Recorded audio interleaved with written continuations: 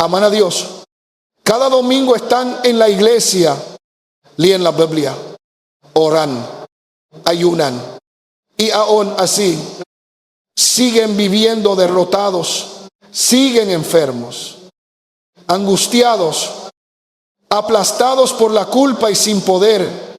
¿Por qué? Esa es la pregunta que nadie se atreve a responder desde el púlpito. Y hoy, en este video, vamos a responderla con una claridad que va a incomodar a muchos y a liberar a otros para siempre.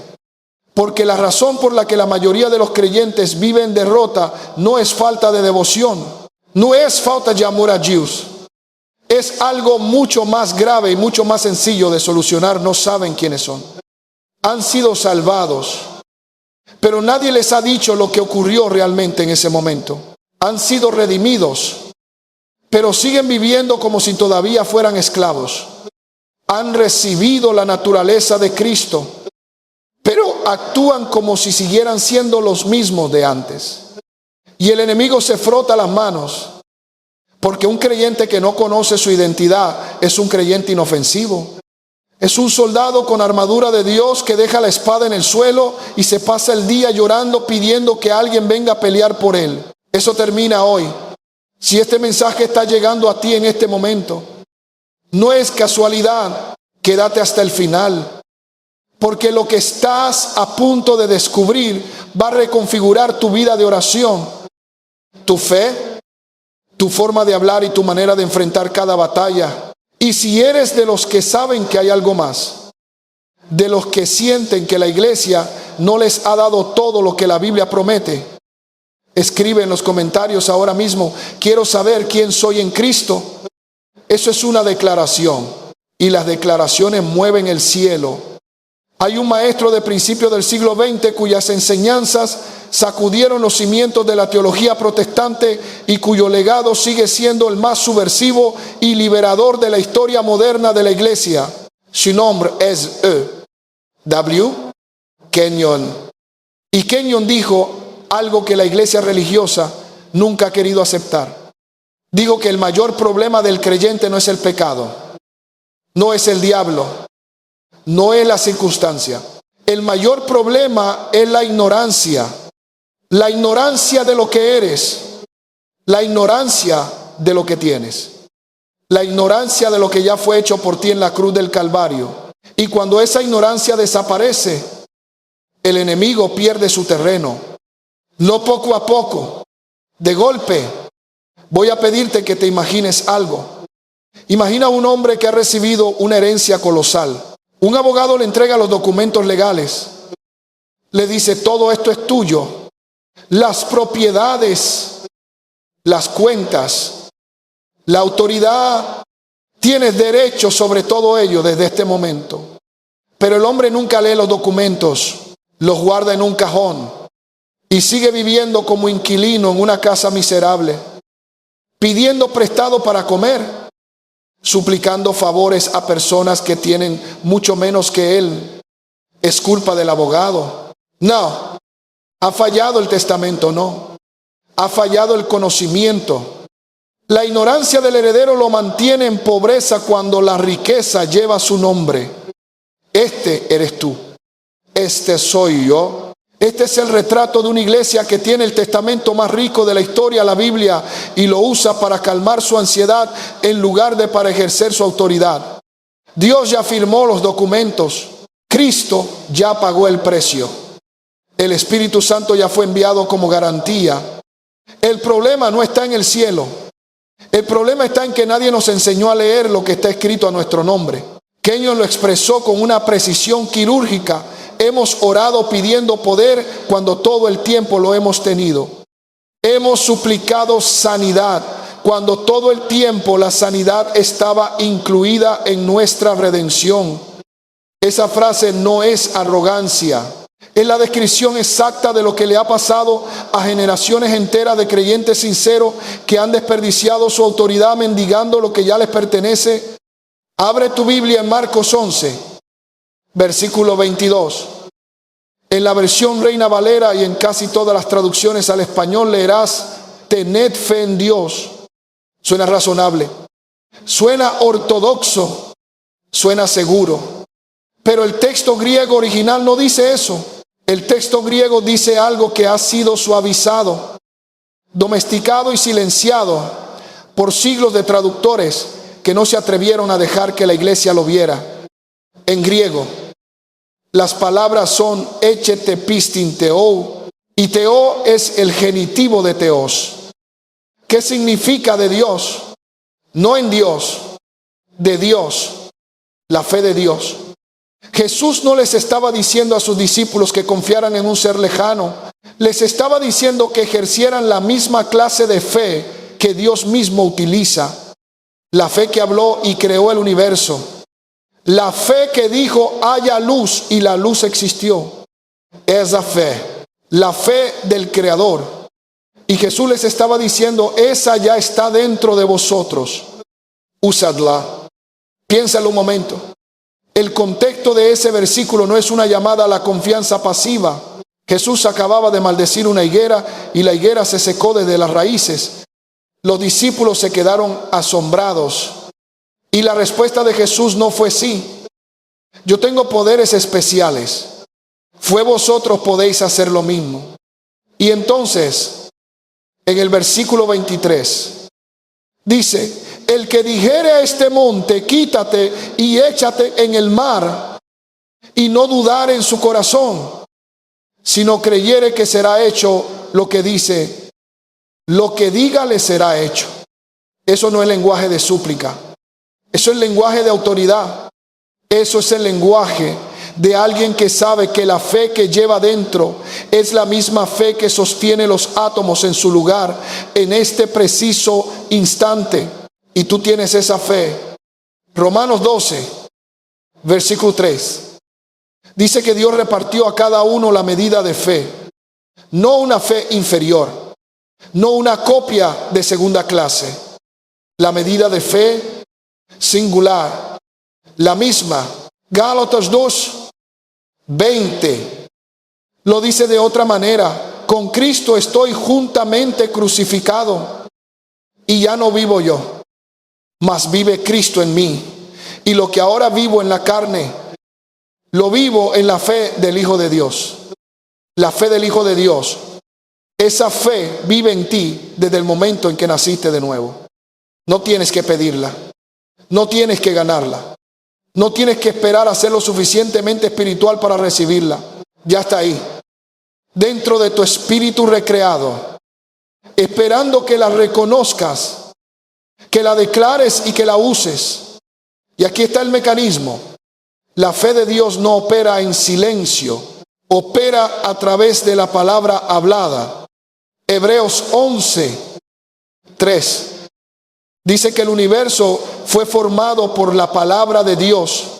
Dios habló y la realidad respondió. Ese es el patrón. Y si la fe de Dios opera a través de la palabra hablada, y esa fe está ahora dentro de ti, entonces tu fe también opera a través de lo que sale de tu boca. Por eso el versículo 23 de Marcos 11 no dice, piense en el monte. No dice, sienta que el monte se mueve. Dice, diga al monte. Diga, habla, ordena, declara. Tu boca es el detonador. La fe de Dios en tu espíritu es la carga. Y mientras no hables, la dinamita no explota. La fe permanece dormida. El poder está cargado, pero el gatillo no se ha apretado. Kenyon lo describió así. Tu confesión activa tu fe. Tu fe mueve el monte, pero sin la confesión, la fe yace inerte. El mayor desperdicio en el cuerpo de Cristo no es la falta de dones. Es el silencio de los que tienen la fe de Dios dentro y nunca abren la boca para declararla. Ahora bien, ¿qué es lo que tienes que declarar? ¿Qué dice la palabra sobre quién eres tú? Porque aquí está la raíz de todo. La mayoría de los creyentes ora desde una identidad equivocada. Ora como siervo cuando es hijo. Ora como extraño cuando es sacerdote. Ora como mendigo cuando es rey. El Apocalipsis 5, 10. dice que Cristo nos hizo para nuestro Dios reyes y sacerdotes. No va a hacernos, no lo está considerando. Nos hizo pasado, hecho, completado.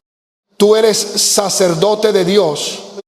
Eso significa que tienes acceso directo, que nadie tiene que mediar entre tú y el Padre, porque Cristo mismo ya es tu mediador permanente y eterno, y eres rey, lo cual significa que tienes autoridad sobre las circunstancias, no al revés.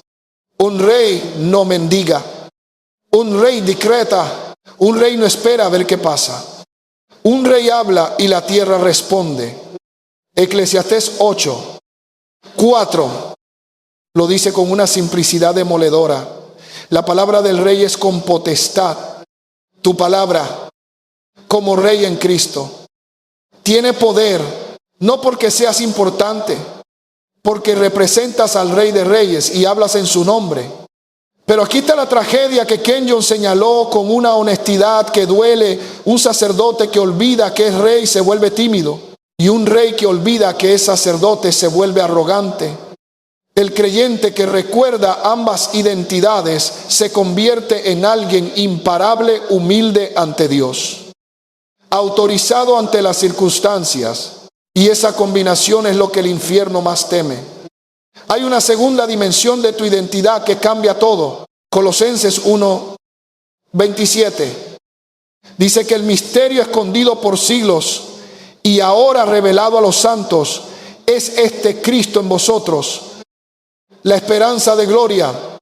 No Cristo con vosotros, no Cristo ayudándoos desde lejos, Cristo en vosotros, dentro, unido a tu espíritu. 1 Corintios 6:17 lo confirma sin ambigüedad: el que se une al Señor, un espíritu es con Él. Un solo espíritu, no dos espíritus en cooperación. Uno, tu espíritu y el espíritu de Cristo, fundidos en una unidad que no puede deshacerse. ¿Entiende lo que eso significa? Cuando Cristo vive en ti, llevas dentro la sabiduría de Dios, porque 1 Corintios 1:30 dice que Cristo es sabiduría de Dios para nosotros. Llevas dentro el poder de Dios, porque Romanos 8:1 dice que el espíritu de aquel que levantó de los muertos a Jesús vive en ti y vivificará también vuestros cuerpos mortales por su espíritu que mora en vosotros. El mismo poder que resucitó a Cristo de entre los muertos está dentro de ti ahora mismo. No llegará, no está en camino, está ahora dentro. Y sin embargo, la mayoría de los creyentes vive como huérfano cuando es hijo. Pide sabiduría cuando la sabiduría habita en su espíritu. Pide fuerzas cuando la fuerza de Cristo fluye desde su interior. Pide amor cuando el amor de Dios ha sido derramado en nuestros corazones por el Espíritu Santo que nos fue dado. Como dice Romanos 5:5, Kenyon lo llamó la tragedia más grande de la iglesia moderna. Billonarios espirituales que viven como mendigos. Tienen a Cristo en ellos. Tienen acceso a todos sus recursos, pero viven en pobreza, derrota y debilidad porque no saben lo que tienen. Y Dios no les está negando su petición. Le está diciendo: ya te lo di. Cristo está en ti. Aprende a sacar de lo que ya posees. Pero hay algo más. Algo que la tradición religiosa ha convertido en un rito vacío, cuando en realidad es uno de los actos más poderosos que un creyente puede realizar. Hablo de la Santa Cena, la comunión. ¿Cuántas veces la has tomado con reverencia y solemnidad, sintiendo que era un momento de tristeza por los sufrimientos de Cristo? ¿Cuántas veces el pastor ha dicho: haced esto en memoria de mí, y tú has bajado la cabeza con pena y nadie te dijo que lo estabas haciendo al revés? 1 Corintios 11:29 dice que el que toma la cena sin discernir el cuerpo del Señor come y bebe para su propio daño. Y en el versículo 30 dice, por lo cual hay muchos enfermos y debilitados entre vosotros, y muchos duermen. Pablo no dice que enfermaron porque pecaron. Dice que enfermaron porque no discernieron, porque no entendieron lo que tenían en las manos, porque trataron la comunión como un símbolo en lugar de como un acto de pacto. El pan no es un símbolo vacío. Representa el cuerpo de Jesús que fue partido para que tu cuerpo sea libre. Isaías 53, 5. Dice, por su llaga fuimos nosotros curados. Primera Pedro 2, 24. Lo repite en tiempo pasado, por cuya herida fuisteis sanados. Tiempo pasado, sanidad consumada, no prometida para el futuro. Realizada en el pasado, disponible en el presente. Cuando tomas el pan con ese conocimiento, no estás pidiendo a Dios que sane. Estás participando en la sanidad que ya fue comprada. Estás tomando posesión de lo que ya lleva tu nombre en el contrato del Calvario. La copa no es un símbolo de culpa. Representa la sangre que removió tu pecado, silenció al acusador e inauguró el nuevo pacto. Hebreos 9, 12. Dice que Cristo, por su propia sangre, entró una vez para siempre en el lugar santísimo, habiendo obtenido eterna redención. Obtenido, completado, para siempre. Cuando bebes la copa, no estás pidiendo perdón, estás afirmando el perdón ya concedido. Estás declarando que nada se interpone entre tú y el Padre. La comunión no es un recordatorio de la muerte de Cristo, es la celebración de su victoria. Y si la estás tomando con tristeza en lugar de con fe, estás perdiendo la mayor parte de su poder. Ahora hablemos del arma que el enemigo más teme. Un arma que siempre has tenido, pero que quizás nunca has aprendido a usar. La sangre de Jesucristo. Apocalipsis 12. Dice que los creyentes le han vencido por medio de la sangre del Cordero y de la palabra del testimonio de ellos. Le han vencido, no sobrevivido, no aguantado, vencido. Y el arma es la sangre. Pero la mayoría de los creyentes limita la sangre a la salvación. La celebra históricamente, pero no la aplica en el presente. La honra con canciones, pero no la declara en la batalla. Kenyon dijo que la sangre de Jesús es el testimonio vivo de lo que Cristo obró para nosotros. Vivo, activo, presente. Hebreos 12, 24. Dice que la sangre de Jesús habla mejor que la de Abel.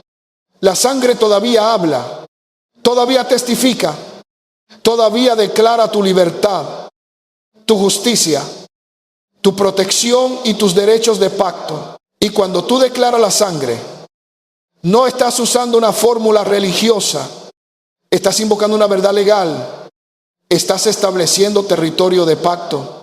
Estás aplicando el trabajo terminado de Cristo a la situación que tienes delante. Bajo el antiguo pacto, la sangre tenía que ser aplicada visiblemente en los postes de la puerta. No bastaba con que el cordero hubiera muerto. La muerte no salvó a nadie hasta que la sangre fue aplicada. Éxodo 12, 13. Registra la promesa de Dios. Veré la sangre y pasaré de vosotros. Dios no dijo, veré vuestra devoción. No dijo, veré cuánto ayunáis. Dijo, veré la sangre. Bajo el nuevo pacto, la aplicación no es física, es vocal. La declara, la proclamas. Cuando dices, proclamo la sangre de Jesús sobre mi mente, estás poniendo la cruz entre tu mente y el ataque del enemigo. Cuando dices, proclamo la sangre de Jesús sobre mi hogar, estás estableciendo jurisdicción espiritual. Estás declarando que ese territorio pertenece a Dios y que el destructor no puede cruzar. Y no olvidemos al ejército que está de tu lado. Hay ángeles asignados a ti en este preciso instante. No están en una nube lejana. No están reservados para casos de emergencia. Están contigo. Presentes, comisionados por el trono de Dios con un mandato específico. Salmos 91, 11 lo declara sin ambigüedad. Pues a sus ángeles mandará acerca de ti, que te guarden en todos tus caminos.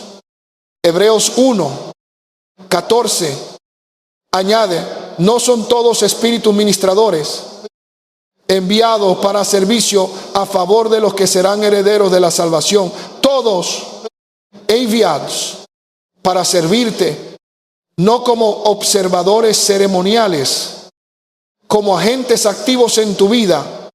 Pero aquí está la clave que muy pocos conocen. Los ángeles no responden a la emoción, no responden a las lágrimas, no responden a la desesperación, responden a la palabra de Dios declarada en fe. El Salmo 103, 20 lo dice con una claridad devastadora: bendecid a Jehová, vosotros sus ángeles, poderosos en fortaleza, que ejecutáis su palabra, obedeciendo a la voz de su precepto. Ejecutáis su palabra, obedeciendo a la voz de su precepto. Los ángeles están escuchando, están sintonizados, están esperando una señal específica. Y esa señal es la palabra de Dios saliendo de tus labios. Cuando tú abres la boca y dices: el Señor es mi refugio y mi fortaleza, los ángeles lo oyen. Cuando dices: ninguna arma forjada contra mí prosperará, los ángeles lo ejecutan. Cuando dices: por sus llagas fui sanado, los ángeles entran en acción para llevar a cabo esa verdad en tu vida. Pero cuando dices: siempre me pasa lo peor, o nunca voy a salir de esta situación, los ángeles no pueden moverse, porque eso no es la palabra de Dios. No tiene la frecuencia del cielo, y el ámbito angélico no responde a esa frecuencia. Daniel 10, 12 registra algo asombroso. Un ángel se le aparece a Daniel y le dice: desde el primer día que dispusiste tu corazón a entender, fueron oídas tus palabras, y a causa de tus palabras yo he venido. A causa de tus palabras, no de tu ayuno, no de tu emoción, de tus palabras. El ángel fue despachado desde el primer momento en que Daniel abrió la boca. Y si eso era verdad bajo el antiguo pacto, ¿cuánto más lo es para ti, que vives bajo el nuevo pacto, que tienes al Espíritu Santo habitando en tu interior, que llevas el nombre de Jesús con toda la autoridad que ese nombre implica? Kenyon lo resumió con una imagen que no se me olvida: la palabra en tus labios es la espada en la mano del ángel. Cuando hablas, él la blande. Cuando guardas silencio, la espada permanece en la vaina. Eres el comandante. Tus palabras son las órdenes. Y el ejército de Dios está en formación ahora mismo, esperando a que abras la boca. Y esto nos lleva al cambio más fundamental de todos, el cambio en cómo oras.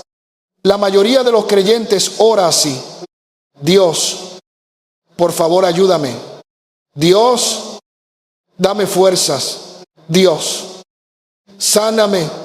Dios, provee para mí. ¿Te resulta familiar? A todos nos lo resulta, porque es lo que nos enseñaron. Oraciones de petición, oraciones de ruego, oraciones que tratan a Dios como si estuviera reteniendo lo que necesita y hubiera que convencerle de que te lo dé. Pero cuando lees las oraciones de Pablo en Efesios, en Filipenses, en Colosenses, no encuentras nada de eso. Pablo no oraba para que Dios hiciera a los creyentes más justos, no oraba para que Dios les diera más fe, no oraba para que Dios les sanara o les proveyera. ¿Qué oraba Pablo entonces? Efesios 1, 17 al 19. Que el Dios de nuestro Señor Jesucristo, el Padre de gloria, os dé espíritu de sabiduría y de revelación en el conocimiento de Él, alumbrando los ojos de vuestro entendimiento, para que sepáis cuál es la esperanza a que Él os ha llamado y cuáles las riquezas de la gloria de su herencia en los santos y cuál la supereminente grandeza de su poder para con nosotros los que creemos. ¿Te das cuenta? Pablo no oró para que Dios le diera una herencia. Oró para que supieran la herencia que ya tenían. No oró para que Dios les diera poder. Oró para que conocieran el poder que ya estaba disponible para ellos. No oró para que Dios les llamara. Oró para que supieran la esperanza del llamamiento que ya habían recibido. Todo lo que Pablo oraba giraba en torno a una sola cosa: conocer. Vea, encienda lo que ya es tuyo, lo que ya fue dado, lo que ya está hecho. Segunda Pedro 1:3 lo dice con una contundencia que no deja espacio para la duda. Como todas las cosas que pertenecen a la vida y a la piedad nos han sido dadas por su divino poder, dadas, pasado, todas las cosas, no algunas, no las que te hayas merecido, todas las cosas que pertenecen a la vida y a la piedad, ya están dadas. El problema no es que Dios no haya provisto. El problema es que no sabemos lo que ya nos fue dado. Y Kenyon lo sintetizó en una frase que debería estar grabada en la mente de cada creyente. Pablo nunca oraba para que los creyentes recibieran lo que ya poseían en Cristo. Oraba para que supieran lo que poseían. Porque saber es la llave para experimentar. Así que el cambio es concreto y radical. En lugar de orar: Dios, dame más fe, empieza a declarar: Padre, abre los ojos de mi entendimiento para que vea la fe del Hijo de Dios que ya vive en mí. En lugar de suplicar: Señor, sáname, declara: Padre, ayúdame a ser consciente de la sanidad que ya fue comprada por las llagas de Jesús y que ya lleva mi nombre. En lugar de rogar: Dios, dame fuerzas, proclama: Padre, haz que sea consciente de la fortaleza de Cristo que fluye desde mi espíritu, porque Él vive en mí. ¿Ves la diferencia? No estás pidiendo que Dios haga algo nuevo. Estás pidiendo que te abra los ojos a lo que ya hizo. Y esa oración la responde siempre. Siempre. Porque Dios quiere que conozcas lo que tienes, incluso más de lo que tú quieres conocerlo. Santiago 1:5 dice: si alguno de vosotros tiene falta de sabiduría, pídela a Dios, el cual da a todos abundantemente y sin reproche, y le será dada. Pide sabiduría, entendimiento, revelación, y Dios lo da con generosidad. No te regaña por pedir. Se deleita em abrir-te os olhos. Este es el giro que transforma la oración de un ruego religioso en una asociación de pacto. Deja de convencer a Dios, empieza a saber lo que Él ya hizo. Ahora aplica todo esto a tu vida de confesión diaria, porque tus palabras no son neutrales, nunca lo fueron. Proverbio 18:21 lo declara sin rodeos. La muerte y la vida están en poder de la lengua, y el que la ama comerá de sus frutos. Muerte y vida, ambas están en el poder de la lengua. La misma lengua que puede activar los ángeles puede paralizarlos. La misma boca que puede recibir sanidad puede bloquearla. Tus palabras son el timón de tu vida espiritual. Y la pregunta no es si tus palabras importan. La pregunta es si estás dispuesto a cambiarlas. Cuando te despiertas por la mañana y dices: hoy va a ser un día terrible, ¿has hablado? Cuando miras un diagnóstico médico y dices: esto me va a matar, ¿has hablado? Cuando enfrentas una crisis financiera y dices: de esta no salimos, ¿has hablado? Y en cada uno de esos momentos has enviado al ámbito angélico una señal que no coincide con la frecuencia del cielo. Los ángeles asignados a ti escucharon esas palabras y no pudieron actuar sobre ellas. Pero cuando te despiertas y declaras: este es el día que hizo Jehová, me gozaré y alegraré en él, algo diferente ocurre. Cuando miras ese diagnóstico y dices: por sus llagas fui sanado, y lo que Dios declaró sobre mi cuerpo tiene más autoridad que lo que dice ese papel, algo diferente ocurre. Cuando enfrentas la crisis y proclamas: mi Dios, pues, suplirá todo lo que os falta conforme a sus riquezas en gloria en Cristo Jesús. Algo diferente ocurre. Los ángeles oyen la voz de la palabra de Dios. La frecuencia coincide. Las instrucciones son claras. Y la maquinaria sobrenatural del cielo comienza a moverse en tu favor. No porque hayas manipulado a Dios, no porque hayas realizado un ritual, porque has hablado la palabra. Y la palabra es lo que los ángeles estaban esperando oír. Ahora, quiero que entiendas esto con toda su fuerza. Jesús no dijo: id por todo el mundo y rogad que Dios sane a los enfermos. En Mateo 10, ojo, dijo: sanad enfermos, limpiad leprosos, resucitad muertos, echad fuera demonios. Un mandato. No una sugerencia, no una posibilidad, un mandato. Él nos autorizó a actuar en su nombre, a llevar a cabo su voluntad con su autoridad. La sanidad no es un favor especial que hay que convencer a Dios de que conceda. Es la aplicación de la victoria de Cristo sobre la enfermedad. Cuando actúas en su nombre, no estás intentando mover la mano de Dios. Estás moviéndote contra las obras del enemigo con la autoridad que ya te fue dada. Imagina a un oficial de policía dirigiendo el tráfico.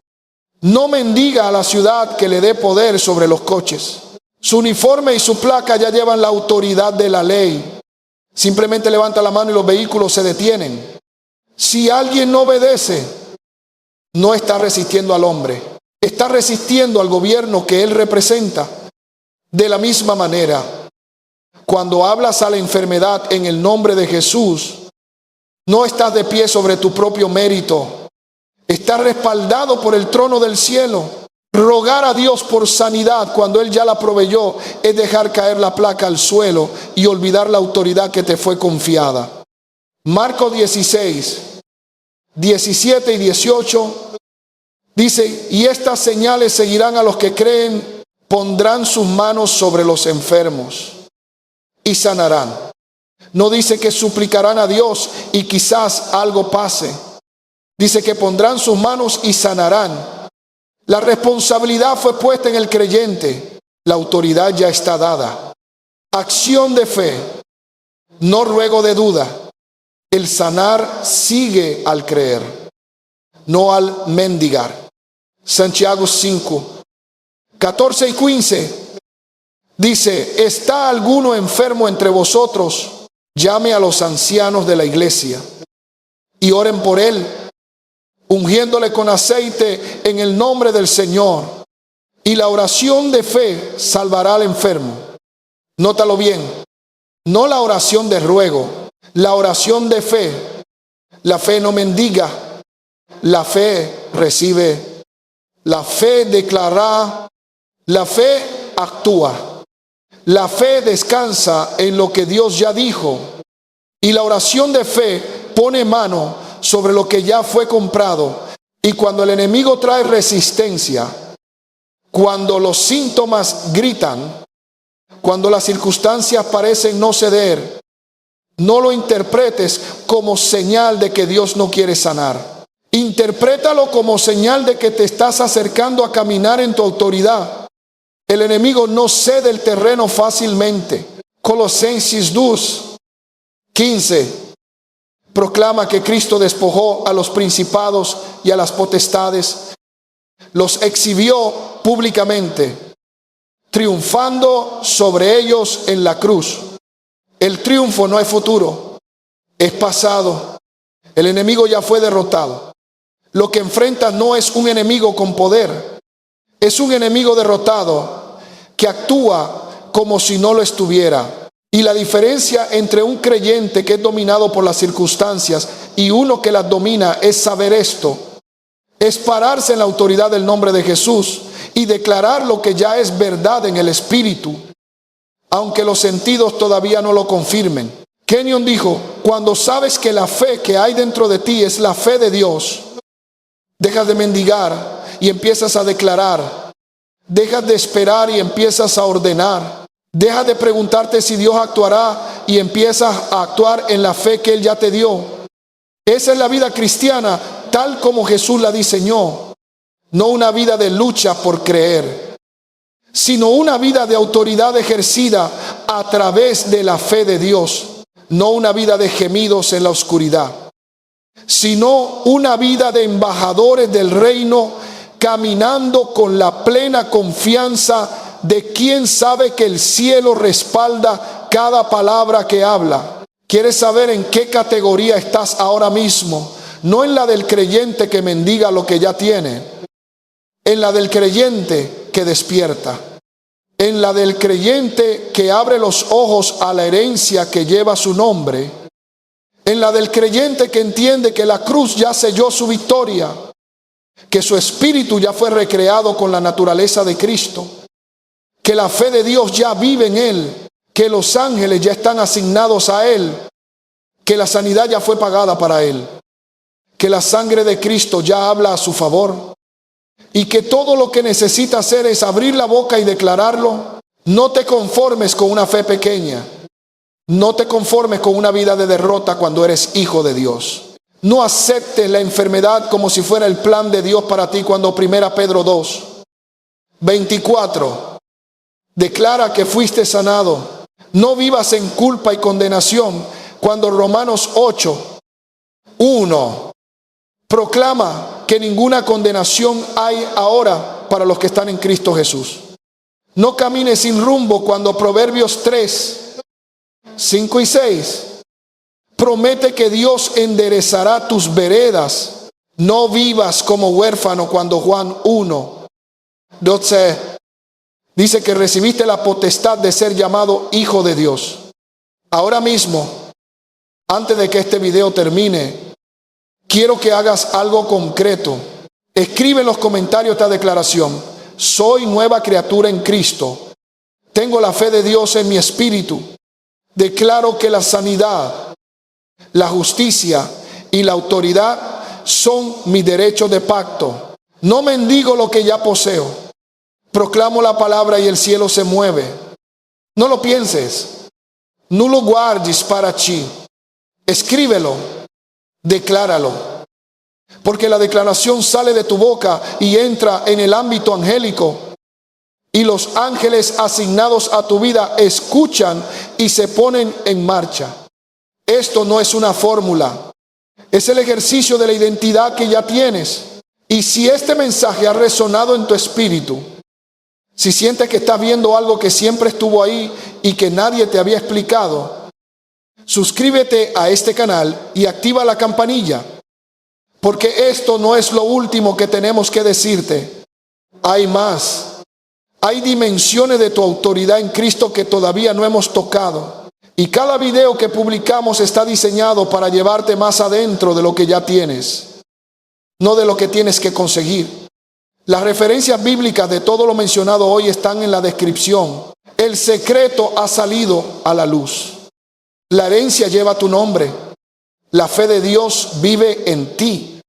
Los ángeles están en pie. La sangre habla a tu favor. Y Cristo en ti.